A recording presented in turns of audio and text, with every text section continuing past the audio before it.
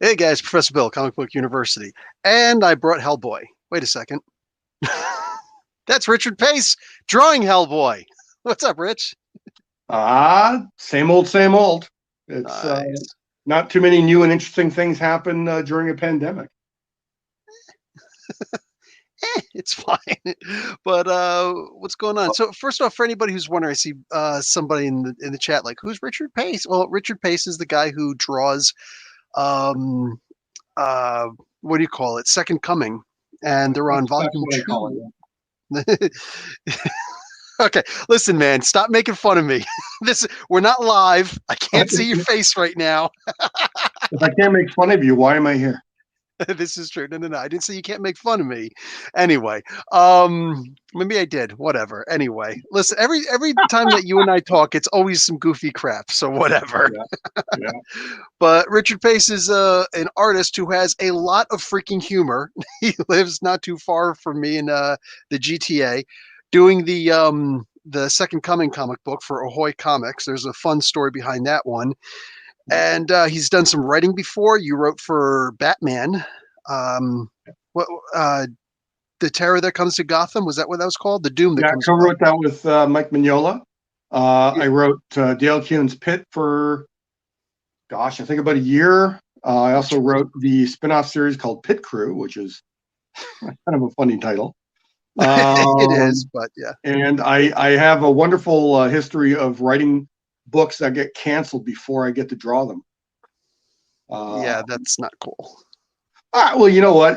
It's laughable when it Mm. really comes down to it. I mean, what can you do, right? I mean, I got paid for every script I wrote, which is kind of interesting.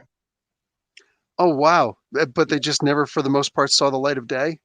Yeah, it started when I did an adaptation of The Invisible Man for Dark Horse's Universal Monsters line. I wrote the script, got paid for it, and I drew about 12 pages.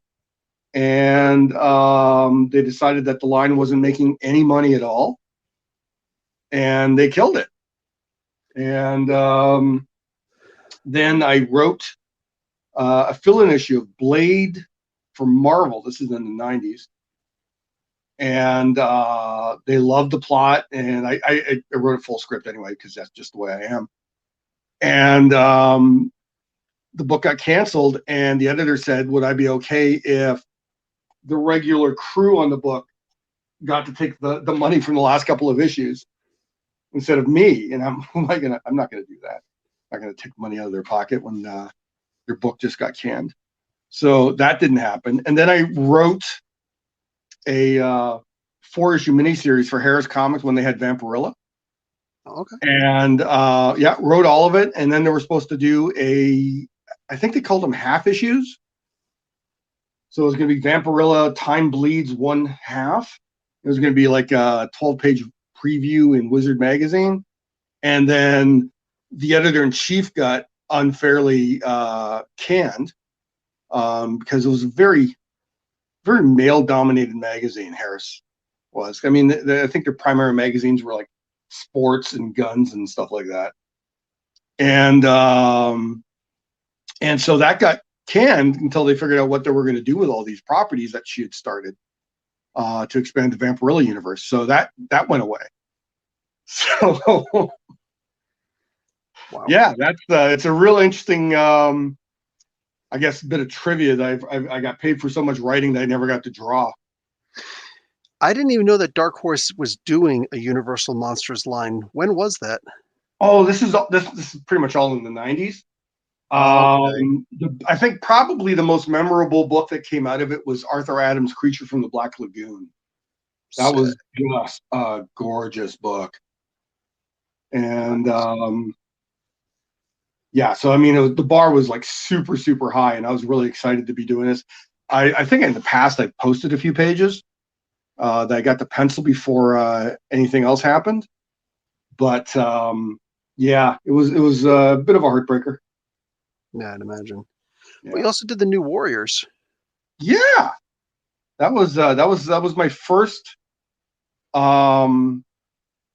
work where I actually kind of knew what I was getting into when I said yes to the assignment. Nice. I broke in at Marvel drawing a a sadly kind of forgettable book called Terror Incorporated. First off, just so you know, I had Yeah. that book. I wasn't paying attention to the people who made the book, but my comic book store was giving free posters away for that. I had the poster.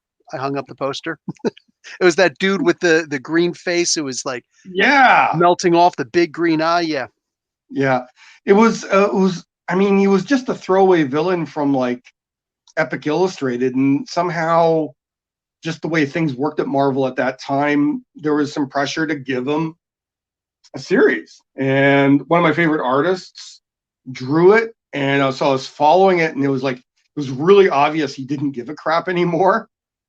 And I was trying to break in, and then I send him my samples, and it was in most industries when people break in will try and close the door for how they broke in after they've broken in, if that makes sense. It does because it happens a lot. I'm currently studying immigration refugee consultation, and I hear a lot of people talking about that. I hear people trying to close the door behind them afterwards. Yeah, yeah, it's not cool. But so what had happened is a friend of mine, a guy named Max Douglas, he goes by the name Salgood Sam now. He had this amazing black and white pen and ink technique, and so he was getting work like crazy. So he was working with this editor at Marvel, who was like straddling between Marvel Universe and Epic Illustrated. Um, and my friend Max goes, "Oh, he might be looking for people for some books." I went, "Really?" I went, "Yeah." And I said, "Well," in my head, I go, "I wonder what the fastest way to get work in front of him would be." And I thought, well, FedEx. It probably will skip the mailroom, and he'll probably open the package, and you'll be stuck looking at my artwork. So, for better or worse, I'll know that he sees it if I send it this way. So then I heard stories about the mailroom Okay. and how certain things never. I mean, there's like a slush pile, and they never look at them. I figured FedEx was, expensive enough that people would like look at it, and I was right. He looked at it. He went, "Oh my God, this is good enough to do this book that no one else wants to do." It was really that case. I mean, it was like everyone knew it was going to be canceled in like 4 or 5 issues. Uh, And he says, "It's yours if you want it." And then right after that, the mailroom started opening all the FedEx packages. yeah, I remember we talked last week a little bit, and you said you have a story for how you broke in to Yeah. Marvel, which they closed the door after behind you. I was like, well, save it. I don't want to know. And wow, that's really weak. They're like, yeah, send all the packages from FedEx to the mailroom also now. Wow. So what was your next idea? UPS? Well, I was already in, so then it didn't matter. I know. Yeah, I know. once you're in, you have to be a terrible, terrible person to stop getting work. I like I that. mean, Wow. it's sad but true. But it's like there's some people who are working in comics. You go, how the hell do they get work? And you go, oh, they're kind of a nice guy. I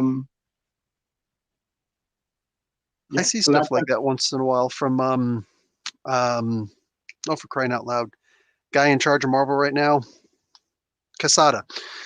Uh, I he's no longer really in the day to day of yeah, Marvel. I know ever since Feige took over, right? No, it's oh my God, the guy who used to be Japanese. Um, Cebulski. Cebulski, CB Cebulski is the editor in chief now. God, Yeah, that's a dangerous thing to say. Oh, he used to be Japanese.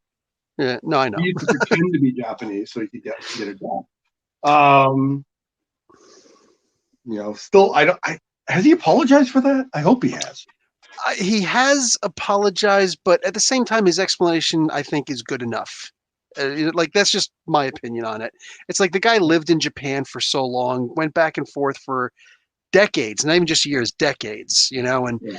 I think that the only, in my observation from what I know of it, the only crime he really committed was he wasn't supposed to be, since he was an editor, he wasn't also supposed to be a writer. So he lied. He faked his name in order to get in to start doing some writing. That could be it. The time I worked at Marvel, which was before him, um, editors editors wrote everything. I mean, that's ultimately why I left New Warriors. Yeah. I mean, Fabian was writing New Warriors when I said yes to it. That was my first gig after Okay. Terran How the Incorporated. heck do you pronounce this guy's last name? Niciesa? Niciesa? That's how you pronounce it? That's how I pronounce it. I hope I'm Oh, right. He's never corrected me. oh, he never corrected me either. He just yelled at me, and I think he called me an idiot or something like that. I forget what it was. Fair enough. I guess. Fucking rude, dude. What a dick. Literally, the only guy who I've ever actually gotten into it with, from Marvel. It's like these guys are my freaking heroes, and this guy calls me a dick. Like, jeez. Whatever. Screw him. Oh, he meant it seriously? Oh yeah, no, he was an absolute a-hole about it. And then Really? yeah, and then Wow. it's one of those things where you know how people can like say something rude and then just forget about it, but like you can leave that impression on somebody forever. So yeah, he was just so rude about it. I was sick that day. It was for Domino annual, the first and only annual for Domino. Gail Yeah. Simone was doing the main work because she was doing the main comic book at the time. Fabian did Yeah. a backup story, and I remember I was sick, and I was just like, yeah, I like the Gail Simone book. I didn't really care about anybody else's book. Some of the other ones were, blah, blah, blah. And I said, I don't know, I pronounced his name wrong. And I was like, and, I didn't really care for the other stories. It is what it is. And I mean, I was visibly sick, but whatever. And I was Yeah. like, all right, guys, bye. And then I saw he made the comment, and I was like, wait a second, I know that name. Oh, he's one of the guys who's on here. He was, oh my God, wait a second, isn't that the Deadpool guy? And like, it was a big deal, and he was just like really rude. And it made me think about actually leaving the review business because like I don't make money off of doing this. Yeah. Yeah. Not really. I just do this for my love of comics. And but Gail Well, okay, to Simone, be fair, what you've just revealed here is that you were rude to him and then he was an ass about it. I wasn't rude to him. I was You said reviewing you a only comic. cared about Gail's stuff when he was actually kind of participating. Yeah, he wrote a story also. I don't know about rude. Like again, I was sick, but we could take this a step further. It was literally like I didn't care for. I didn't go into details with it. I was just like, yeah, I didn't care for the other stories. They were okay. Yeah. And when you said it, did you know he was one of the writers? Yeah, I actually tried to say his name. I tried to give credit to everybody that was on it. Yeah. But Yeah. literally, it was like I wanted to talk about the Gail Simone story because that one really it was really good for me. The Yeah. other ones I just looked at, I was like, yeah, I didn't really care for the other stories. Yeah. Okay. So just I'm gonna keep putting you on the spot because this is important Let's for go. other people watching this now. Okay. So if you're talking to a professional, Mhm. um, realize there's two types of fans you can be. You can be a bit of a jerk Mhm. and just expect everyone to put up with whatever you say, no matter what. Mhm. Or you can be aware of the pro is here, interacting with fans, trying to be amiable and promote the product. In that situation, if someone came if I was in a live stream with, say, like Dale Kuhn, and we're talking about Pitt or something, and then right in the middle of the live stream says, well, I really only give a shit about Dale. Everyone else was crap. Or I didn't like anyone else's contribution to Pitt. What am I supposed to do with that? Now, Well, I you're I actually know in the I'd live let it stream for slide. that. Yeah, you're in the Well, live I'm stream just for saying that. I'd let it slide. Mhm. I wouldn't think very highly of the person who said it, though. Yeah, which is fine. Yeah. So it's like, yeah, I don't think Fabian handled it well. I wasn't there, but I don't think he handled it particularly well from your description of it. But I mean, you did kind of say you didn't give a shit about his right. I actually want to find this thing. I want to find his comment. Boom. And yeah, no, no, I'm gonna freaking read this thing. It's like, here it is. Um, he said, this is the thing. This is exactly what he says. Nietzsche. So apparently it was that I pronounced his thing wrong. So again, he didn't go after me for me saying, because whatever it is that I said, Yeah. that didn't bother him. He says, Nietzsche, seriously, and in quotes, professor, do some schoolwork. You can find the pronunciation in 5 seconds online. Well, I responded to him, but I told him, I was like, yeah, so I actually did try to find your name. Um, it took me about 25 seconds to finally find something on Reddit where you were named the hardest name to pronounce in comic books. And then I finally did find a Marvel interview where I don't know, they got the interviewers for Marvel. Yeah. The two guys, maybe three guys now, and the girl with red hair. Anyway, it took about a minute for them to finally, even though he was standing right there, to say, "Oh, Fabian," and then finally I got the name. So that 5 second rule didn't really work. But it's just the idea. Like that was just some really snarky crap to say, just because I accidentally mispronounced your name. Wow, No, he wasn't wow. saying it because you mispronounced his name. He was already upset because you said you didn't care about his writing. He didn't mention that. Of course, Anyway, he wouldn't whatever. mention it because that would make him look weak. I mean, it's human behavior, right? I mean, no one's going to say, "Oh, you hit me in a sensitive area. I'm going to go after you in the area where I think you've exposed yourself." I I'm not guess. I'm not I'm not trying to make you feel bad, but I'm saying Oh it's no, understandable I why he don't. did it. I Yeah. feel Okay. like I'm That's fair totally in enough. the right. Like whatever, man. It's like I mispronounced somebody's name. How many other people out No, there actually who do okay, you're not reviews listening actually to me. mention Okay, people's you're names? not listening to me. He didn't give a shit that you mispronounced his name. He Oh, gave a shit that you said his work was forgettable. uh, well, whatever. If that's the case, fine. Go online and troll. I got better things to do. But anyway, that's him, and he's from Yeah, Jersey, right? I think so. Yeah, but the thing Yeah, is, it's like my experience of him, he's an incredibly nice guy. that's what a lot of people Um, have said to me also. yeah. But I He just does not play nice though. Early on, and I never brought this up with Fabian, but it's like I showed him samples before I was ready, and he wasn't really the most pleasant person. Right. So again, I'm not trying to make you feel bad, but it's like your role is to talk to pros and give reviews. So it's like in the future, probably not a good idea to to say anything that diminishes the person you're talking to at any point, even if they're not the person you give a shit about. Don't no, I don't wouldn't. go out of your way. I understand. No, I Yeah, wouldn't. No, I make it a point. I make it a rule to not attack anybody personally. yeah, I just said I yeah, didn't care for any of the other work in here. That was it. yeah. But I anyway, get that. We're going around circles now. yeah, he's an a-hole from Jersey. I'm an a-hole from Jersey. I'm good with it. All right, all right. Good to know you're But good with it. nah. And I hear you could be an a-hole from freaking Toronto. What's up? I'm actually from Winnipeg. Oh crap. Uh, Oh, that's and even worse. absolutely, I can absolutely be an asshole. Oh, that's even worse. You're from where Chris Jericho's from. I have no idea who the hell that is. Oh, come on, dude. Heavy metal singer, wrestler. Ah, never mind. Never mind. Wrestling. I grew up in Winnipeg, and it Mhm. was like the wrestling capital of the world when I was growing up there, and I couldn't care less about That's why you wrestling. had to leave. They forced you out, didn't they? Oh no, I left because I couldn't stand winter. Yeah, I can imagine that. Somebody, you just made the list. That's something that he says. Anyway, okay, sick. So let's see. What you're doing right now is a project for the food bank, right? This is for my food bank project. Yeah, at the beginning of the pandemic, I was at the grocery store. Everyone was buying toilet paper. Um, You saw and toilet paper? you don't remember at the beginning of the pandemic? Oh, I'm saying you saw I never saw toilet paper on the shelves. I saw people buying some because they just restocked, Didn't even see and that. things were they were limiting how many people could buy stuff. I think it was like limit one pack of toilet paper per person. Yep, I remember. Yeah.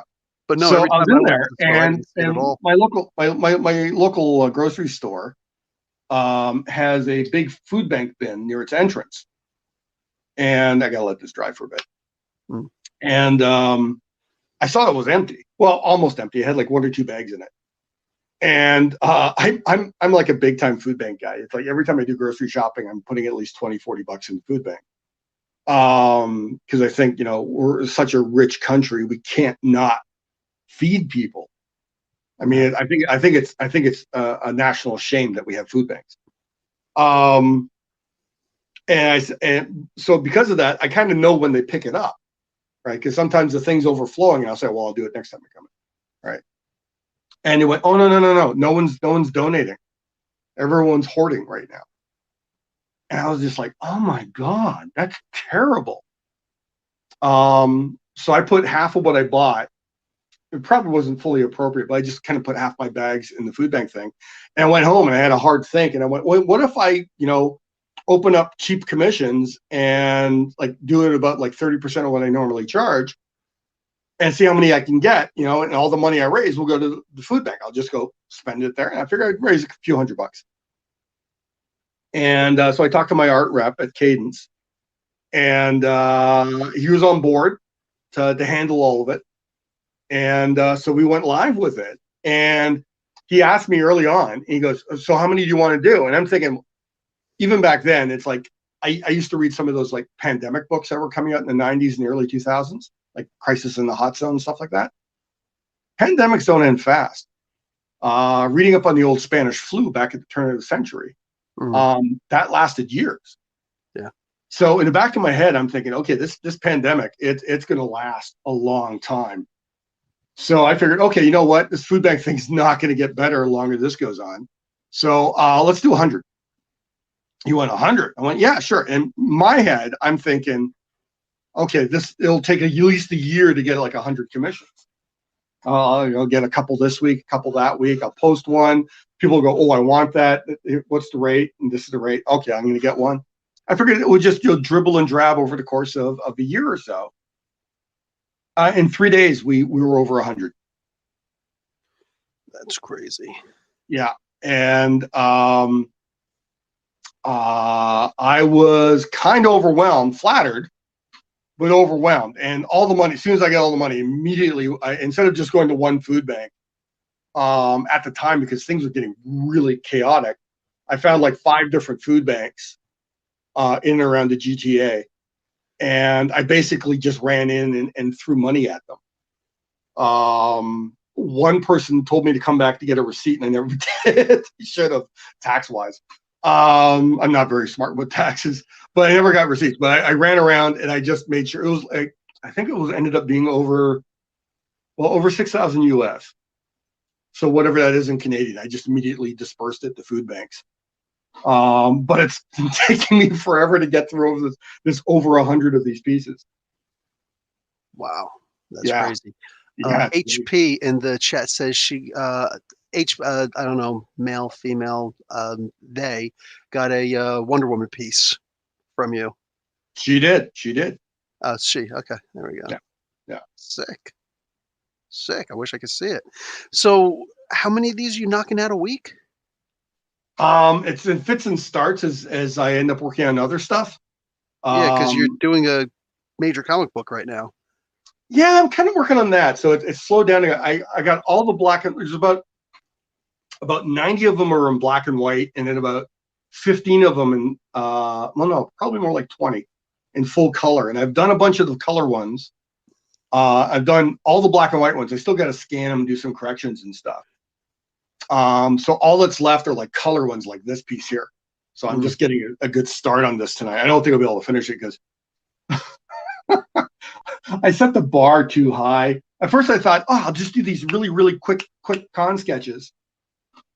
And then I one of the early ones, I put a little bit more time in it than I should have. And people really liked it. And then another one came along, and I put a little bit more time in that one than I should have. And people really liked that. And I kind of went, oh crap, now I can't do a bad one. I can't just, do a really quick one that looks as rushed as it was. And so now I'm kind of screwed. I'm putting in way too much work in these right now, but I'm enjoying the work, but it's just slowed everything down. I'm trying to get a better view so people can see your watercolor there. Oh, okay. All right. Yeah, it's how long did it take for you to learn how to do watercolors? Because I think that was watercolors was the thing that made me say I'm not going to do colors. I'm still learning. Really, like that? Yeah. I only really started getting serious with my early experience with watercolor was really this. Talk to my friends who do watercolors; they'll tell you because I went through this phase where I was talking to everyone who did watercolor about this experience I had. So I went to art school. I went to Sheridan. Oh, which one? When it was in Brampton. Oh, okay. So this There's is like 80s. oh, okay. Yeah, there's Yeah. a Sheraton by Square One now, not too far from me. Yeah. Well, they're everywhere. They're in Oakville. They still have a campus in Brampton. Oh, I think they have a campus in Mississauga. no, that's the one. Yeah. And so yeah, they're everywhere. They've been around forever, obviously, because I went to school there. But the watercolor they taught that our first year painting teacher was a joke. There was this thing where the college needed someone with an education degree as part of the curriculum, and she was it. And she didn't really know what she was doing. And so our preliminary introduction to painting was, we got to play with watercolors, and then we got to play with acrylics, and then I think we even played a little bit with gouache, but she didn't really teach anything because she didn't have any skills to really pass on. And then I went into second year illustration, and we had a real painting teacher, and we pretty much did acrylics the entire year apart from one project. So that was the entirety of my experience of watercolors. And that's not going to teach you anything. Yeah. So what happened is over the years, I'd pick up watercolors, and I'd see these beautiful watercolor paintings, and I figure, I gotta figure this out, man. Why do my watercolors look like shit? So I'd keep coming back to it, keep going back to it, and it always turned out terrible. I'd pick up like some paints, and I'd pick up like some student grade paper because I didn't want to really heavily invest, because watercolor is expensive. The paints are expensive, but the paper is expensive too, because good watercolor paper like this paper here, 100% cotton rag. So it's entirely cotton. There's no wood pulp in this at all, right? And I had never painted on 100% cotton paper with watercolors. Weirdly enough, though, as a professional illustrator and I was doing acrylic paintings, I was using watercolor blocks. And I was using acrylics on the watercolor blocks. I just thought, these acrylic washes are doing amazing on this watercolor block. That was 100% cotton rag. Okay. And I just thought it was the acrylics. I didn't realize it was the paper. So years later, I know it's a long story, but years later, there was a Kickstarter for it. It called itself The Perfect Sketchbook. And it looked gorgeous. All the photos looked amazing. They talked about 100% cotton rag paper, highest quality, had all these other bells and whistles. I could probably pull it out if you wanted to see it. But it was, when it arrived, it was freaking tiny. And I was like, what the hell am I going to do with this tiny little sketchbook? So it's that, you know what? I'm building this up. Maybe I should. Where did I leave it? That's the problem. That what we were talking about before we went on air, about how during the pandemic everything seemed to have gone missing, because hang on, is this it? All right. So let me. It was right there. I didn't want to give you a dead air, so I wasn't going to go running around the apartment looking for it. So this, you can see the size of my hand, right? I got big hands. This is a big guy. Tiny. This is a tiny little sketchbook, right? Yeah. Right. It's so like one of those little moleskins. Yeah, it's actually smaller than a moleskin. It is. Where's the ruler? Oh, the black books that we used to keep phone numbers in when we were kids before there were cell phones. Yeah, it's a little bit bigger than that. So it is 4 by 6. And you're using inches there. 5.5. 4 by 5.5. For the American audience. Yeah. I work in print. Everything's in American numbers. All right. So it actually says right here, The Perfect Sketchbook. I don't know if that's visible. All right. Yeah. So last year around Christmas, I decided, you know what? I found this little Winsor Newton portable traveling watercolor set. And I went, I got the expensive paint, right? I'm going to do these small little studies. Instead of these big paintings I get angry at and I throw away, I'm going to do small little studies and the little practice, because I'm going to aim low. The little practice is going to make me better at watercolor. So this is the perfect size for it. So this is the very first time I'm working on 100% cotton. It has a really nice little grayscale, which is good. So 100% cotton watercolor paper. And I couldn't get over how the color sat on it. It just did. It just sat there in the most amazing way. And I was like, oh my, yeah. I was like, oh my God, what's happening? And I'm talking to my friends, and they're like saying, oh yeah, that's if you use good quality paint on good quality paper.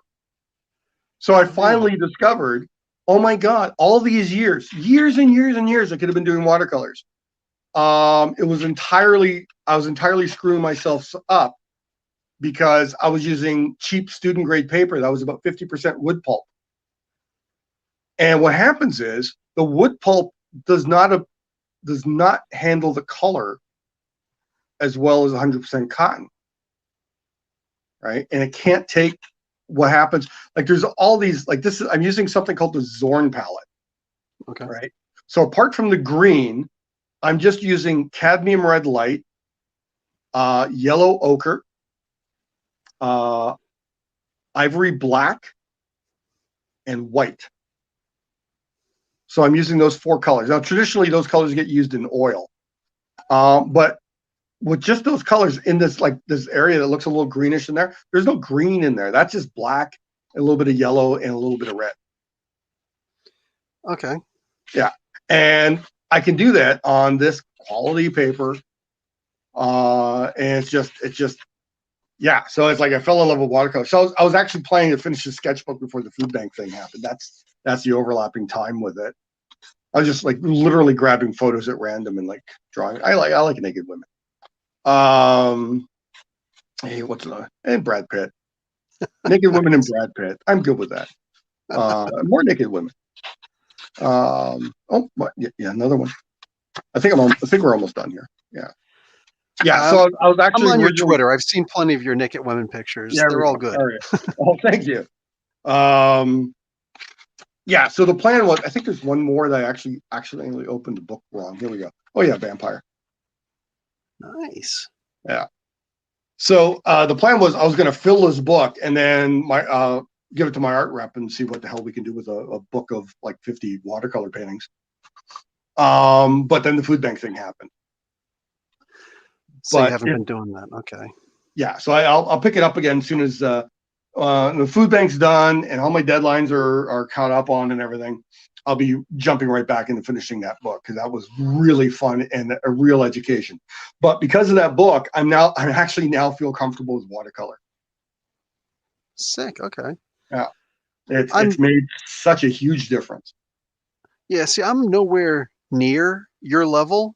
I don't draw anymore because I don't know. My mom and lots of other people around me were like, comic books aren't going to be, drawing for comic books. Give me a break. So I actually gave up. So, well, that's what I get. But listening to people who don't know anything. But yeah, I remember trying to, in vocational school for art, trying to do watercolors on regular paper. I'm like, watercolors are impossible. Like 100% impossible. And yeah, that makes so much sense to me, what you're saying. Yeah. So watercolor is finicky, needs good quality paper. Good quality pigment makes it easier, of course. But it's one of those things where it's like no one, when I went to art school, brought that up. It was just expected that I knew it, and I didn't. And I talked to all these other guys who do watercolors like all the time. It's like they know, and they didn't tell me because they assumed I knew, and I just didn't like my results with watercolor. Wow. Yeah. So it's like in my 50s, I found out that watercolors are fun. Yeah, it looks like they can be. I'm watching you do this stuff, and it's like they're not just bleeding everywhere. Yeah. Like the This is actually on smooth paper. I was on the fence about using rough or smooth paper, but I didn't do a color rough for this, which I probably should have done, because it's going to end up being very dark with some like blue lighting hitting Hellboy from the front from this angle, and then it's going to have kind of like creepy green alien Lovecraftian light in the background. So I'm literally just doing the underpainting, and then I'm going to be attacking I'm happy with most of the values. I'm going to attack it with some gouache, which is it's watercolor adjacent. It's an opaque watercolor. So I can use it, and it's very matte, and I'll be using it to do things like see his eyes completely disappeared here in the red. Yeah, I didn't leave the highlight there. The highlight's a bit there, but I didn't leave it. Doesn't matter, because I'm going to go in there and I'm going to add like some yellow light, and his eyes going to glow. So that's fantastic. Playing with lighting and with watercolors. I could have never imagined that. You're go ahead. Oh, well, no, it's again, it's like if this was going to be strictly watercolor, I probably would have done a very detailed rough. I mean, I literally would have done a painting to plan this out. I might not have used watercolor, I may have actually done it digitally or in acrylics or gouache, just to make sure that I'm happy with what I'm going to be doing with the colors. Because I'm going to go opaque, I can make mistakes and not worry about them as much, because I'm going to fix them with a slightly more opaque paint later. Okay. Yeah. Sick. The work that you're doing mostly, we're going to get to Second Coming in a moment. I didn't get to focus on, your art too much when I interviewed Richard Pace a while ago with Mark Russell for the Second Coming book after the first volume went on trade paperback, guys. But some of the things I did want to ask you about is your cover art, because you do a bunch of cover art as of late. I think the most recent one that I specifically remember getting was I think it was issue 17 of Hawkman. You did the variant cover there. Yeah, that was great fun. I love doing covers. Yeah, I can People should imagine. hire me to do all the covers. Well, I'd be down with that. It seems like that's what you're more into now. You just want to really focus in on the art. So, what's it like just doing basically talking heads?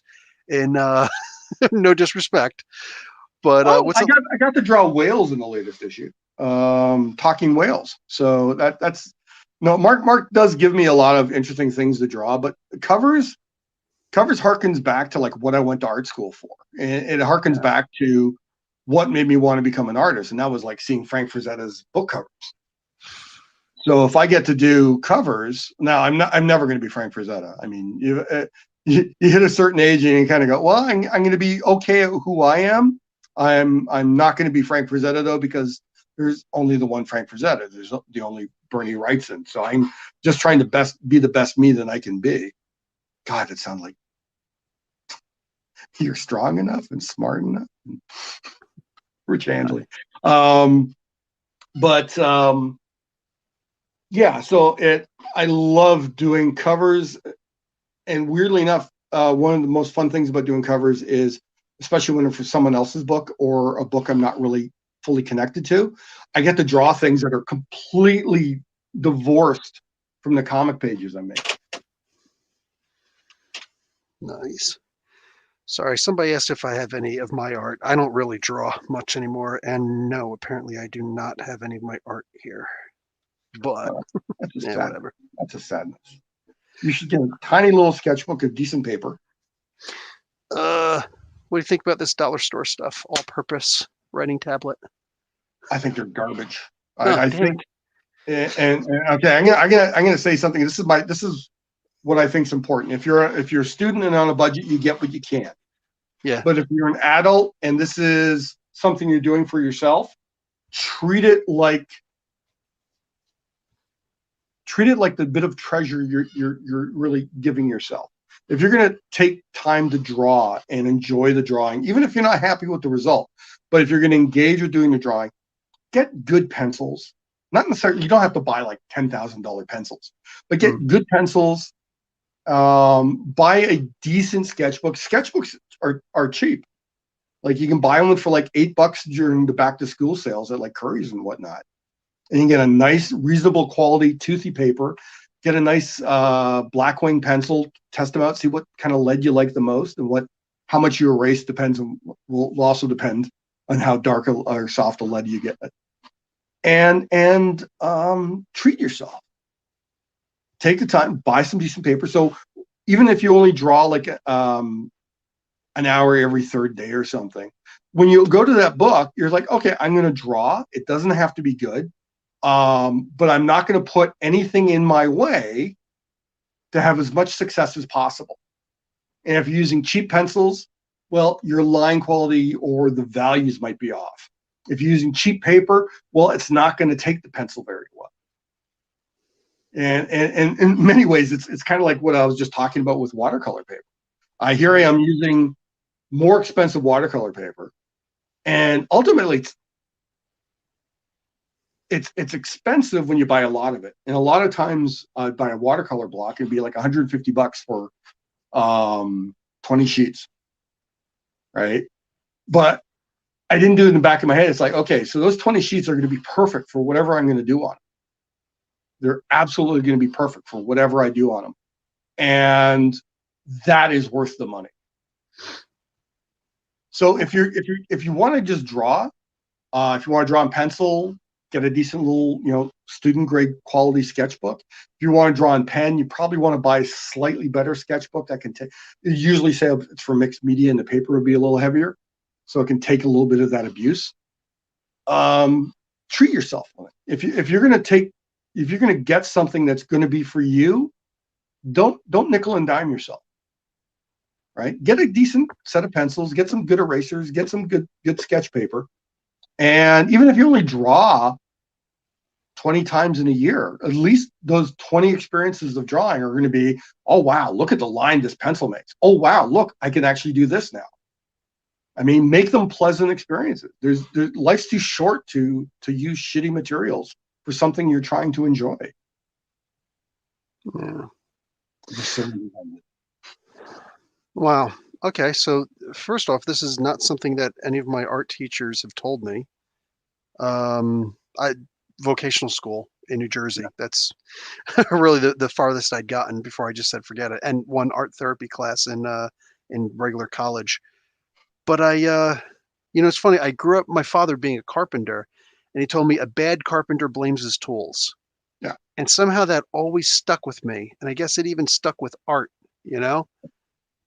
It's the weirdest thing, and here it is. What you're saying just makes so much sense. 45 years old, and they say you should learn something new every day. This is definitely what I learned. So that's actually fantastic. One of my art school, I went to a vocational high school. Okay. And so I took commercial art there. Yeah, I hit this too early. I should have let it dry more. See what happened is I laid the pigment, a darker pigment on it, because the pigment underneath wasn't fully dry. It didn't set into the paper. So what happened is I ended up just lifting it with the extra water I added. Okay, so I really got to let that dry a bit more before I get in there. I should have went darker first, but I can fiddle around. Yeah, so one of my high school art teachers said, a poor craftsman blames his tools. And I got to tell you, okay, so I'm 53. I finished college when I was like 21. So and I started work before I finished college. So this is 30 years of experience here, 30 plus years of experience. If you're a professional, you use professional quality product. If you don't, you're making your job harder, right? Yeah. If you're a weekend painter or draftsman and you only do it because you enjoy it, if you buy cheap shit, you're going to undermine your period of enjoyment when you're painting or drawing. It's perfectly fine. Student grade stuff is perfectly fine if you're a student and on a budget, and you know you're going to be producing a lot of work. Like if you went to art school, you did a lot of drawing, you did a lot of painting, and you had deadlines, and it was more important that it was done than it would last for the ages, because it's student work. It's essentially, I think I only have like 1 or 2 pieces of anything I did when I was a student in college, right? I mean, because it's not designed to last. You get rid of that shit. And but as a professional, it's like, okay, if I develop the skill to this level and I'm taking the time to apply myself to do as good a job as I can, why not use the best possible materials I can get my hands on? And that some people might say that, well, that's snobby. And it's only snobby if I'm telling someone who can't afford it. And that's not my point here. If you can't afford more expensive art materials, get what you can afford, right? But if this is your career, get the good stuff. If this is entirely for your pleasure, why would you want to undermine your pleasure? Yeah. Yeah. Hey, you're not wrong. It's weird, like finding it's a forgotten part of my past, but at the same time, it's like one of those. I don't know. It's like if I would have had that career defining moment, any kind of help I would have gotten, any kind of good advice I could have gotten would have possibly changed things. I'm gonna honestly like this conversation makes me want to pick up a pencil again. I don't know Do about it. doing colors, but yeah, I think I might. Start where you feel comfortable, man. Mm. If you just want to doodle and draw, just doodle and draw. Get yourself start up a little sketchbook. If you find yourself doing it kind of frequently, start an Instagram, share the work. Yeah, It I doesn't think have to be that's a good amazing, doesn't idea. have to be mind blowing. It just has to be something that you're proud of. Yeah, and get pissed off if somebody pronounces my name wrong. Anyway, um, how did you know, or when did you know both that you were going to be an artist? um, okay, so the reason why I'm an artist is I was one of the kids that always drew, right? So it's like if there's an assignment in class that needed drawing, pretty much everyone in the class looked at me. There was always someone else who drew, but they didn't take it seriously because most of the time they were playing guitar or drums. Hmm. But they wanted to be in band life. I wanted to be an artist, but I had no idea what the hell you could do with it. We're talking elementary school here, like preteens.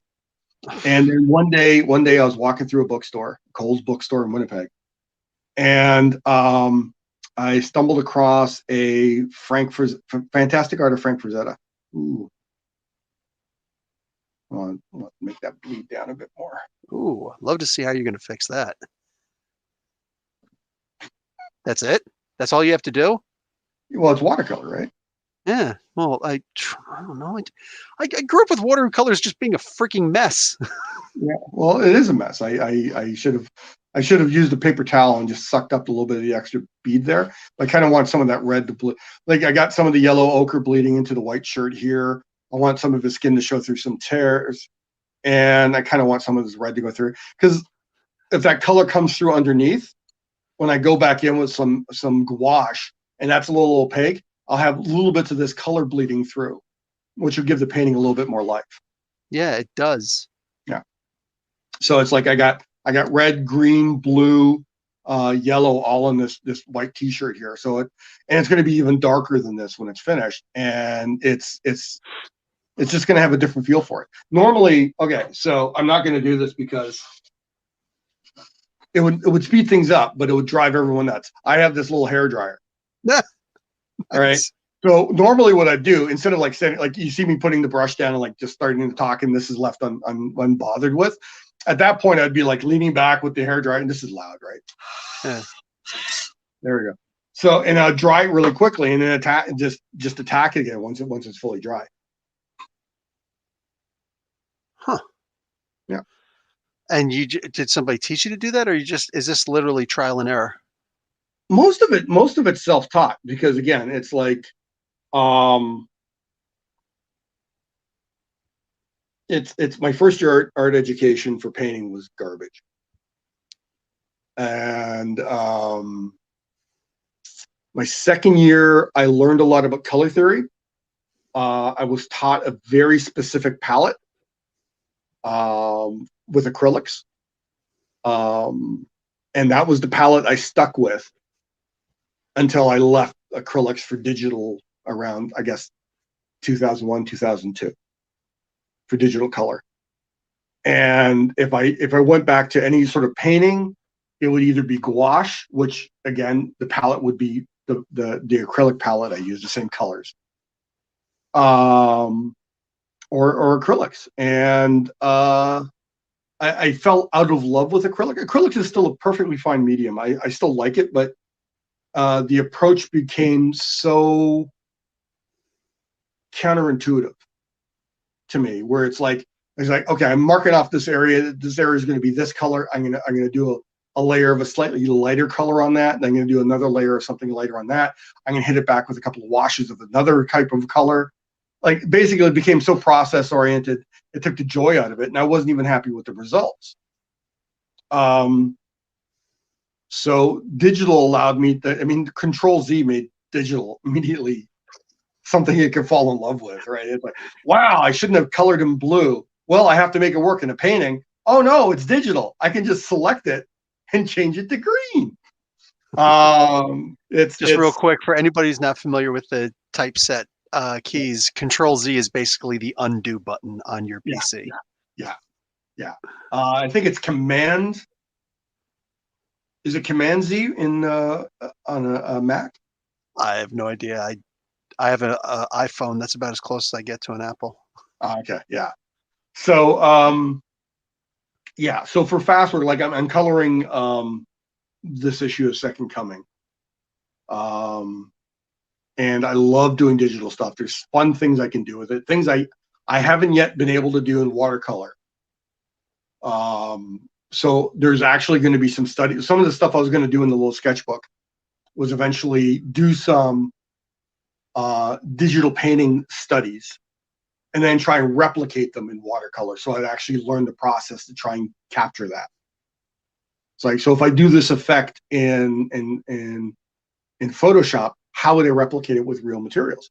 Because again, the one thing I didn't say is my third year of painting, there was someone who was actually on staff at Sheridan, who was never really quite an artist. He was like an advertising guy, but then he went into teaching, and he really didn't have a high level of skill as an artist, but he had a career as an advertising artist, which basically involved doing layouts for like photo shoots for the most part. So he was my third year painting teacher, and he didn't know how to paint. He said he did, and I saw his paintings, and I went, wow, he put paint on paper, but he didn't know how to paint, right? I mean, there's you can tell at a certain point. Yeah. And yeah, so I basically went through my entire career with one decent year of painting, one palette. And maybe I should explain. Palette is a specific set of colors. And what I was taught was something that was called high palette.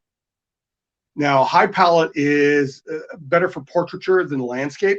Landscape, a lot of oil painters would use something called low palette, which is a lot of earth colors, right? So I was taught high palette, which is a lot of cadmiums and other metal-based pigments. And it gives a lot of energy to your painting. It's just really bright colors and everything, but it's really easy to lose control of them. And I was having that problem for years. So eventually I started experimenting with other colors. And again, with that little sketchbook, I started experimenting specifically with that Zorn palette, the 4 colors I mentioned. And you run into these things where it's like, when you're a student, a teacher says, never paint with black. Never paint with black. And you go, why not? He says, well, it muddies all the colors. It's too hard to control. It will ruin your painting. So in the back of your head as a student, because you're listening to your teacher who knows what they're talking about, you go, shit, I better never paint with black. And then you see artists say, well, I mix all these colors to make my virtual black in my paintings. And then you finally do a painting where you're actually using black, and you realize, okay, black can completely overpower your painting. Black can completely muddy your colors. But if you got enough skill, enough practice using black, you can use it better than making colors to mimic black. Because black, you're essentially taking a tool out of your toolbox because someone told you it's too hard to use. Instead of saying, well, if you're going to use it, this is how you have to use it. So I'm self-taught in using black, which feels weird because I'm thinking back to when I was before art school, and I do paintings, and I always had like a tube of black because comic books had black in them. So why can't I use black? And I put black down, and it was garbage. I before I went to art school, I knew that black was dangerous. I figured I'd learn how to do it in art school, and then they tell me don't use it. And then years later, turning to an old dude, I start using black paint, and I go, okay, well, I'm not going to use very much of it. But when I do use it, this is how I'm going to use it because it does this and this and this. And that's the most important thing about an artist's journey is so much of this stuff is in front of you. And unless you're actually wrestling with it, finding out, how it moves, what it does when you do certain things, you're never going to get better at it.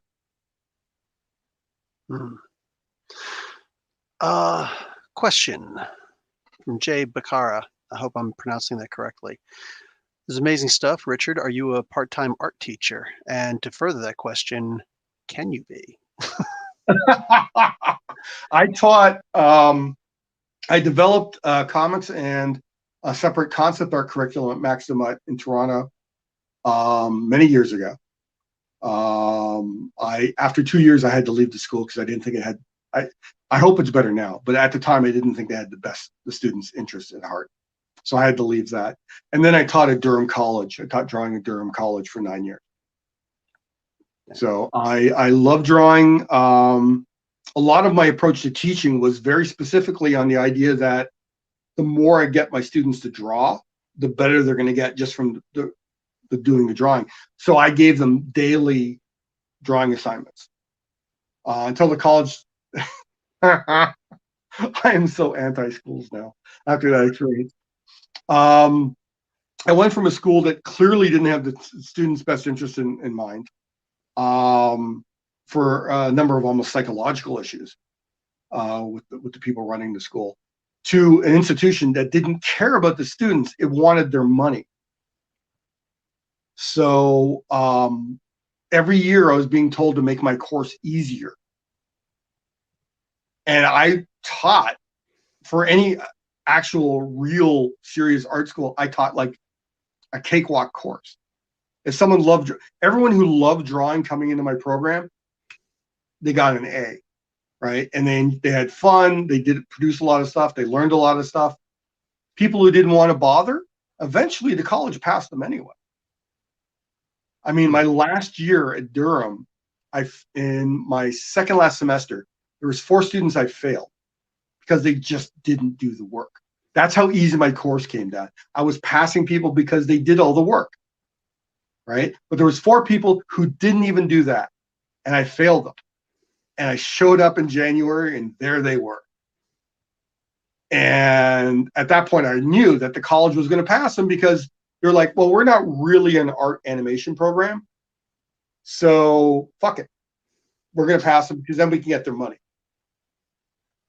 And that was it. I was done. That was heartbreaking. I loved teaching. I really did. I really loved teaching, but unless I'm in, say, like an atelier situation where student development's based on what they can actually do as opposed to hitting a grade, right? Unless I'm in that situation, I don't know if I could stomach an institutionalized teaching environment again. I mean, if I take on a student and the job is, well, I'm hired to teach them how to draw the figure, right? We don't move past basic proportions until they understand them. And when they understand them, that's when we take the next step. But in an institutionalized environment where I'm teaching 20 kids, the most hilarious thing about Durham was the max class sizes was always said to be 17 to 18 in their literature. Every year, 24 to 26 students when I showed up in September. And one teacher. And one teacher. And And control that size of a classroom. It was heartbreaking because I couldn't spend enough time with the people who were interested but struggling. Again, I'll say it again. I love teaching. I love the process of teaching.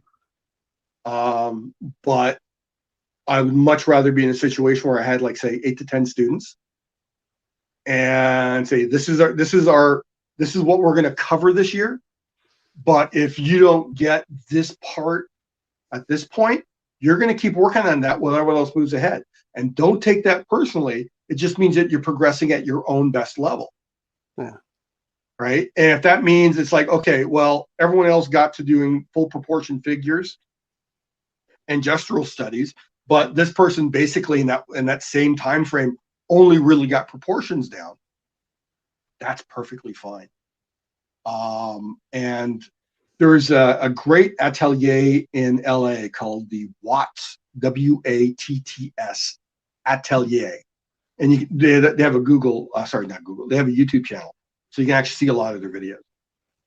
And as I understand it, you pay for a course, let's say head drawing, their first level head drawing. They have some prerequisites. You have to take some other drawing before you can take head drawing. So they want to know that you can do something. But you're taking head drawing 1 and you study. You take the whole course, they move along. And there is a head drawing 2. But unless the instructor thinks you've mastered all of the steps in head drawing 1, you can't take head drawing 2.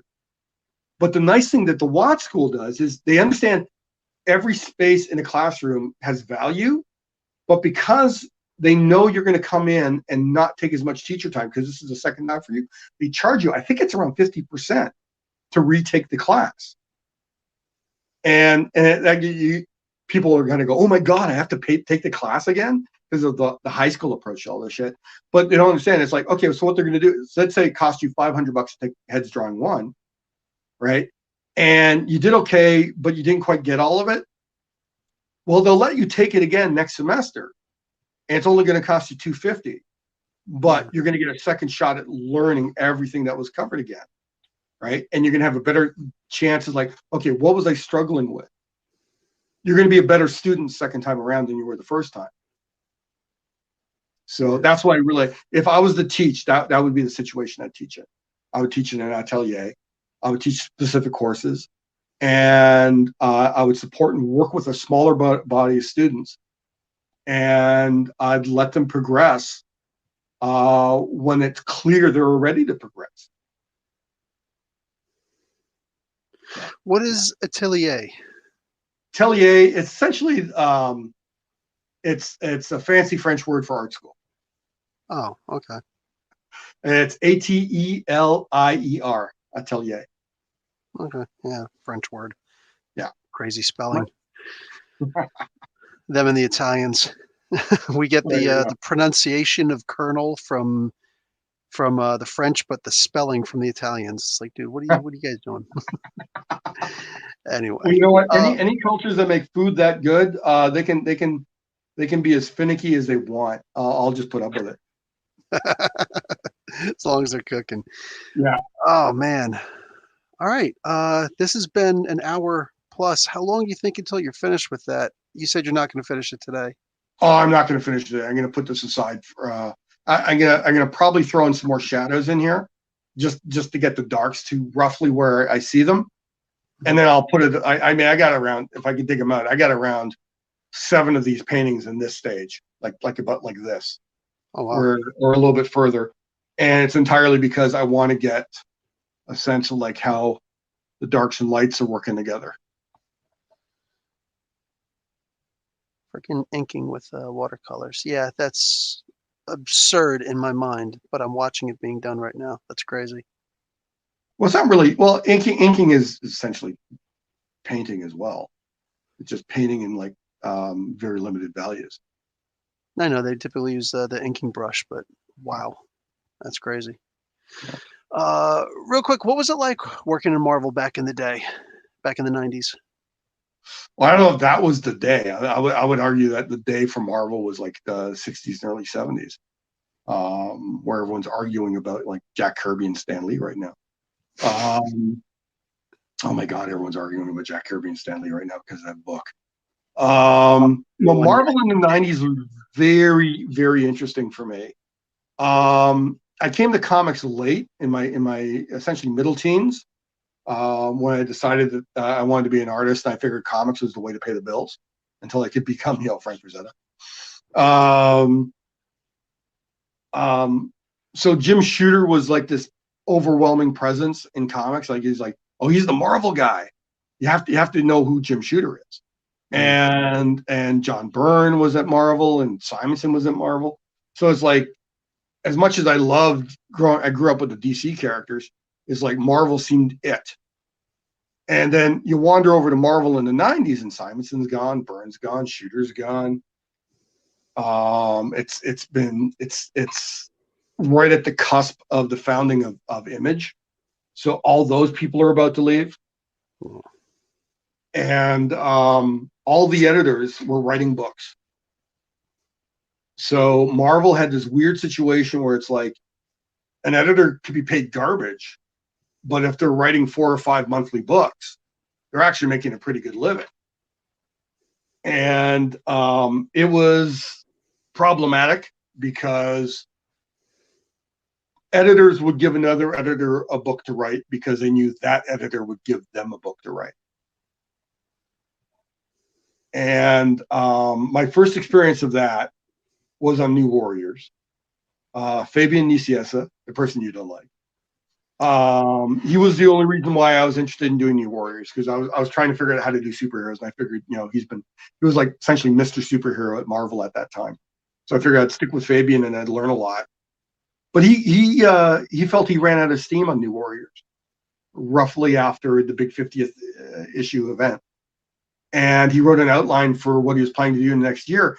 And it didn't have any of the dynamics and weird experimentation he was doing in New Warriors prior to that. And I made the mistake of pointing that out to my editor. My editor looks at it, he said, let me take another look at it. Calls me back 5 minutes later and goes, yeah, shit, you're right. I said, oh shit, I shouldn't have said anything. I was thinking Fabian would just punch it up as we went. And so my editor there, Rob Tokar, hell of a nice guy. He reached out to Fabian. He goes, Fabian, I got a problem with this. And Fabian looked at it and went, you know what? I'm done. I'm done with New Warriors. I've been writing it for over 50 issues. I'm out. And it was kind of like I had this oh shit moment. It's like, oh God, who's going to end up writing my book? I mean, it got to the point where I even put in a pitch, right? Because I was terrified it was going to be some terrible, terrible hack. And on top of that, Rob Tokar, the guy who hired me and really loved my work, he got offered a promotion to go to California, and he took it. So a new editor comes on board, and it turned out that there was another editor at Marvel who liked these characters named Turbo, which just, it's a featureless blue suit with like weird propeller things on the wrists so they can fly. And I had never heard of these characters. And he had been essentially pimping himself for the takeover New Warriors, and Fabian left. To my surprise, I didn't know about this, but he was there at Marvel every single day. And said, when Fabian leaves, I'd like to write New Warriors. So they let him write a 2-issue fill-in while they were searching for a new writer. And the new editor decided, you know what, he's got the job. Let's let him have the job, right? And I read those 2 issues, and they were garbage. They were so bad. They had no sense of action. They had very little sense of character. And it's like, honestly, I read most of the New Warriors when I got the job. I went through and read everything, right? I was aware of them, but I didn't really read them. So I knew these characters, and he comes in, and he this tone-deaf thing about it's still going on in Africa, the Hutus and Tutsis. During one of those humanitarian crises there. And he made that the cornerstone of these 2 issues.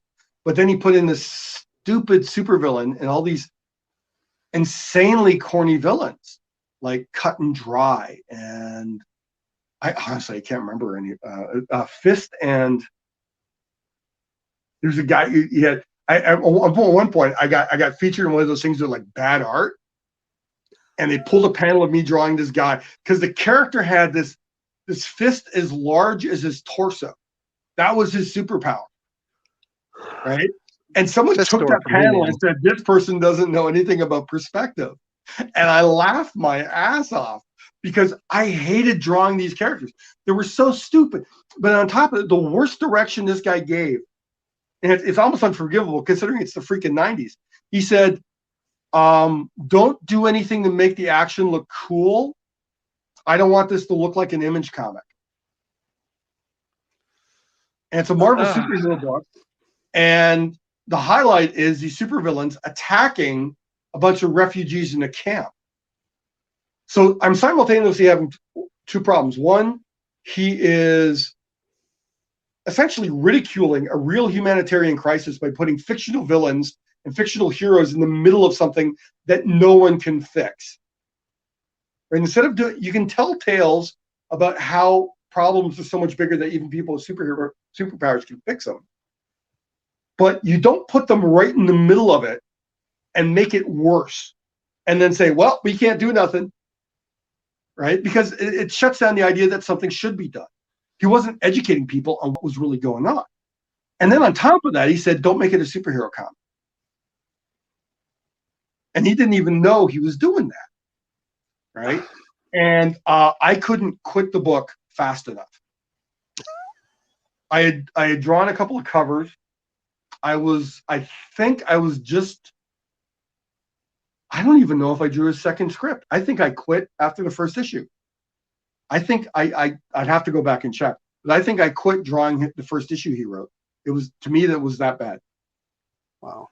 And I mean, it's maybe at the time I was overreacting because it was like I was really looking forward to doing something really interesting with Fabian. But and I thought there was one issue where Fabian wrote to me. Like he basically said, okay, this is what Richard can do. I can do creepy, weird shit in New Warriors. And he wrote this one issue with one of the Helix bad guys, Mathemagician, I believe his name was. God, I haven't read these in years. And his world was really freaking out. And so I love this script. I just drew the shit out of it. And I was looking forward to like whatever challenge Fabian was going to give me. I was going to be right up to it. I figured I would learn so much, like doing at least a year. The standard was like about 2 years on New Warriors for everyone. So I was looking forward to being on New Warriors for 2 years and see where it would go from there. It turned out to be like, you know, a bunch of partial issues leading up to issue 50, and then 4 issues and a couple of covers, and I was out. Sucked, man. Sucked. But Marvel treated me nice. I did a whole bunch of fill-ins, and they had like a whole bunch. They had this one thing in the 90s where they had a whole bunch of these essentially inventory scripts. And it's like we like these artists. We want to keep them busy. We want them to keep making money. And we don't want them to go working for DC when we want to use them for something down the road. So I got given a couple of scripts that were never published. But one of them was really, really funny. One of them was I was given a Punisher graphic novel, which excited the hell out of me because at that time, Punisher was still selling well. Right. But it was like they had 3 or 4 monthly Punisher books, and there was like a Punisher special event book every 2-3 months. Right. So it was clearly headed towards overexposure. But here it was. I had this Punisher script, and I think because of all the other deadlines, I only drew maybe somewhere between 7 and 12 pages. Right. And then Marvel had their big financial collapse. And then an editor reached out to me and says, oh, so we're going through the art drawers, and we got a whole bunch of pages for this graphic novel. I said, well, I think I only did about 7, maybe 10, 12 pages. Because, oh no, we got like 40 or 50 pages here. And I'm like, I didn't draw 40 or 50 pages of the graphic novel. He goes, well, I'm looking at it, and it looks like 3 or 4 different artists have worked on this graphic novel. They'd given the same script to like 3 or 4 guys. And all of them had drawn part of it, but no one finished it. That was Marvel in the 90s, man. That's crazy. putting up Cadence. How do they go through how do they get to Cadence to get your art if you said you're probably not going to have time to do it, but I won't have any time for commissions for probably another month. I have Second Coming to work on. I'm behind schedule on Second Coming. I want to get ahead of the schedule. I had too many other commitments I had to get out of the way. And I got to finish the food bank stuff. But if you want to buy my original art, or you want to know where to commission me in the future when I do open up my list, it's cadencecomicart.com. And they're on Twitter, Instagram, Facebook. They're on all social media. So it's basically, even if you just Google Cadence Comic Art, you'll find them. Okay. And they're great people. They're great people. A lot of great artists there. Nice. Nice. Yeah. All right. Sick. Wow, that went fast. An hour and 20 minutes in no time at all. I know. That's what usually winds up happening. I have to keep on paying attention to the clock. Yeah. And plus, I usually just try to shut up and let the other person talk. But I'm good at, I talk a lot. I talk a lot. That's what we want. Nobody wants to hear me. What the hell am I going to say? Well, you do reviews. Well, I'm saying now. What am I going to say now during an interview? Jeez. Anyway, all right, rock on. So, looking forward to you one day maybe doing some online classes for some peeps. I know Ty Templeton. Ty Templeton? Yeah. Ty Templeton does it here in Mississauga also. But hey, there's always room. Yeah, Ty's great. Ty was also briefly involved in Max the Mutt. Was he? Yeah. It might be better to get him to tell the story, but it was great. So when I quit, I was coordinating the comic art diploma and concept art, and I hit my limit, and so I quit. And then a little bit later, I had told Ty everything I was going through, and he seemed sympathetic. But then he tells me a little bit later, he says, "Oh yeah, so I'm taking over what you did when you quit." And I'm like, "Really? Really? You're taking the job I ran away from?" He goes, "Oh yeah." And he misunderstood what I was saying. I mean, because it was kind of a shitty thing. But in my mind it was. And but he said, "Oh no, they're going to listen to me because I'm Ty Templeton." And he didn't really say it like that, but that's how he was saying it. You know what I mean? Yeah. Yeah. And he didn't last a semester. He did not last a semester. I lasted 2 years. He didn't last a semester because and then he comes out and goes, "Oh my God, they're crazy there." And I'm like, "What did you think I was telling you for the last 2 years?" He goes, "Yeah, but that was you. I'm Ty Templeton." That's great. Okay, yeah, I got to hear the story. He's not that arrogant, but I like telling the story that way. I know. But no, the way that everybody jokes with each other is freaking great. So Ty is one of the best. He is. He's good people. Okay, cool. So I hope to have you on again one of these days. Absolutely. See what else you're doing. Does anyone have any questions from the viewers, or are we done? Oh, I think I might have missed a question. Shoot, but I think I got almost everything. I might have missed one. Good. Yeah, I think I got everything. Anyway, awesome. All right, rock on. All right. Well, I wish I could have gotten a little bit further with this, but this is, I mean, you can see the darks with the sideburns. The shadows are going to go a little bit towards that. Then the value of the lighting is going to get pushed more towards the green. And then the brighter light's going to be in the background here. So all this stuff you see in the foreground, it looks kind of like in a mid-tone light. It's actually going to get darker and richer in terms of color and value. Because in shadow and everything. And then I'm going to be introducing essentially blue highlights over top of the red.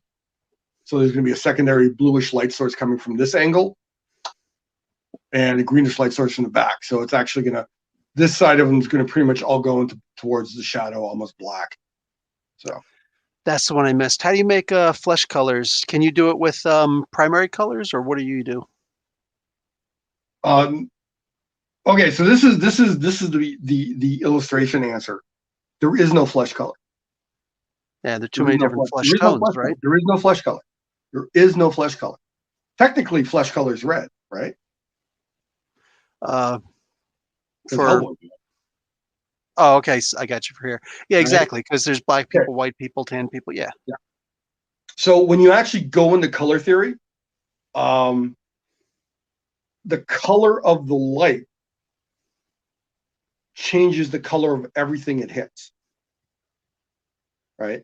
So you have a Caucasian male who has, like, say, a darker, ruddier skin tone. So they're going to tend to more towards olives and reds in the type of local color you would see in their skin. But if it's a man and they're clean shaven, but they shaved in the morning and it's like 5 o'clock, the skin around their jaw and their chin and their upper lip is going to tend towards the blue or the darker green because you're going to see the hair inside the skin. So that's not a flesh color anymore either. It's not that ruddy color or that olive color. And on the forehead, because the skin is usually so thin, it's really close to the bone, the skin there tends towards the yellow, right? So there's going to be more of a yellow pigment introduced into those ruddy and olive colors that you got in the skin. And then the skin around your eyes, your cheeks, and your nose and your ears has a lot of blood vessels in it, Hmm. right? So what color does that tend to? It tends more towards the red. So we're talking about an olive, let's say Greek guy. So slightly sunburned Greek dude, right? And so you can have reds and brownish, greenish color in his skin tone, but in his forehead, it's going to tend towards the yellow. His nose, eyes, and ears are going to tend towards the red. And everywhere his facial hair grows, it's going to go towards the green or the blue, darker, right? But then let's put him in a kind of bluish light source. All those colors change. Yeah, There is no flesh color. that's a fantastic answer. I love that. Okay. Yeah, this Um, is why you should be teaching, dude.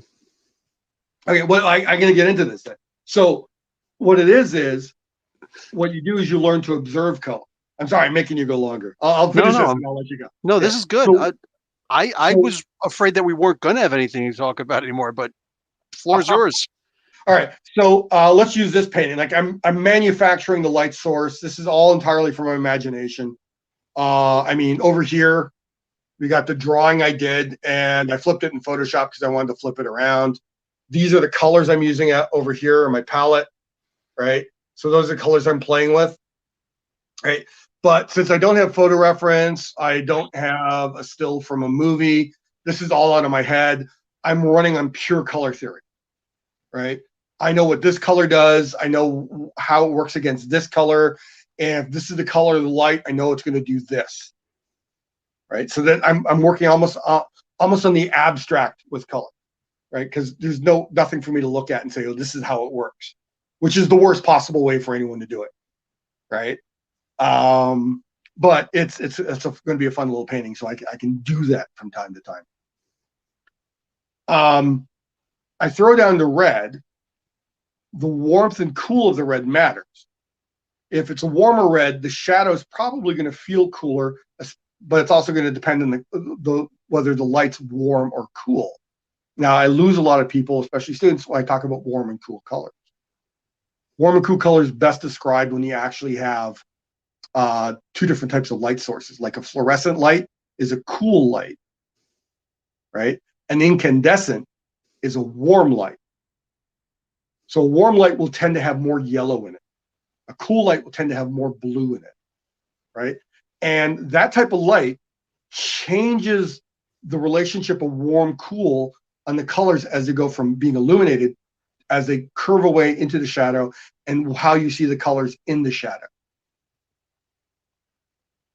So if that's at the beginning, that's why I said this seemed a little yellow, because my incandescent light was too close to my art paper.